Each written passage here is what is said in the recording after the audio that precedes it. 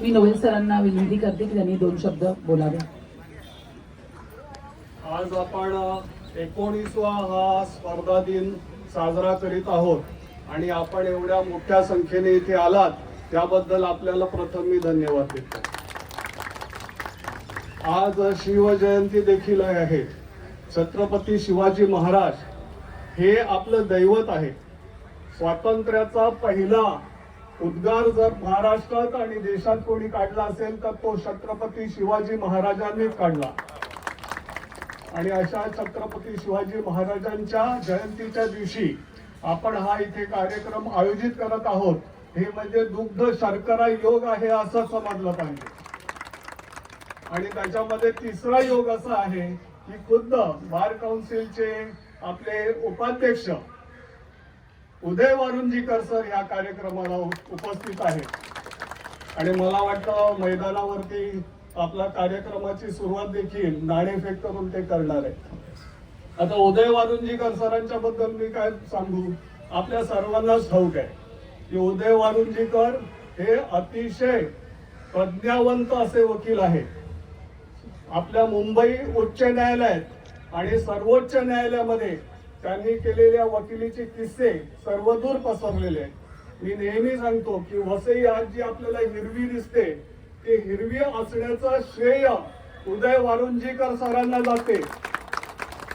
कारण 2007 साली जेव्हा आम्ही त्यांच्याकडे गेलो त्यावेळेला ते फार तरुण होते, तरी देखील त्यांनी हरित वसई संरक्षण समितीचा पिटिशन मुंबई उच्च न्यायालयामध्ये सादर केला आणि तिथे ते अजूनही तरुण आहेत.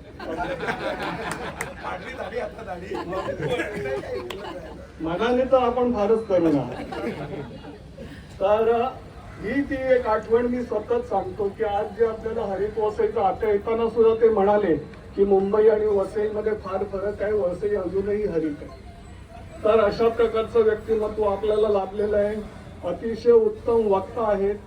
त्यांनी बोलायला सुरुवात केल्यानंतर सभागृह थक्क होऊन जातं, सर्वांना ठाऊक आहे.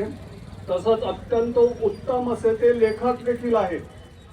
त्यांची लेखन शैली इतकी चांगली आहे की भारतातील आणि महाराष्ट्रातील अनेक वृत्तपत्रामध्ये त्यांचे सातत्याने लेख प्रसिद्ध होत असतात. आणि सर्वात महत्वाचं म्हणजे बार काउन्सिल ऑफ महाराष्ट्राचे आणि गोव्याचे सदस्य आणि उपाध्यक्ष म्हणून त्यांची कारकीर्द अतिशय देदीप्यमान आहे. तुम्हाला मी सांगतो की आताच आपल्या वकील अकादमीचं उद्घाटन झालं नवी मुंबईमध्ये.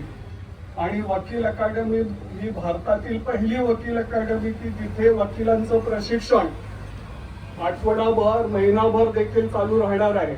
आणि हे भवन उभारण्याचं ज्यांना ज्यांना श्रेय जातं त्याच्यापैकी एक व्यक्तिमत्व म्हणजे उदय वारुंजीकर. तर असे आपले उदय वारुंजीकर सर इथे उपस्थित आलेले आहेत. तर आपल्या साऱ्यांच्या वतीने मी इथे स्वागत करतो. आणि जाता जाता फक्त एक गोष्ट सांगतो की मनाला चटका लावणारी गोष्ट अशी आहे सर की आमचे भरत पाटील म्हणून इथे एक वकील होते. आज इथे आपल्याला हमखास ते दिसले असते. अतिशय मनमिळावू, अतिशय प्रेमळ आणि सर्वांशी आदराने वागणारं आमचे भरत पाटील आज इथे नाहीये. तर त्याच्याबद्दल जरा मनाला खंत आहे. तर मी आपल्या सर्वांना विनंती करतो की त्यांची एक आठवण म्हणून आपण 1 मिनिट त्यांना आपण श्रद्धांजली वाहूया.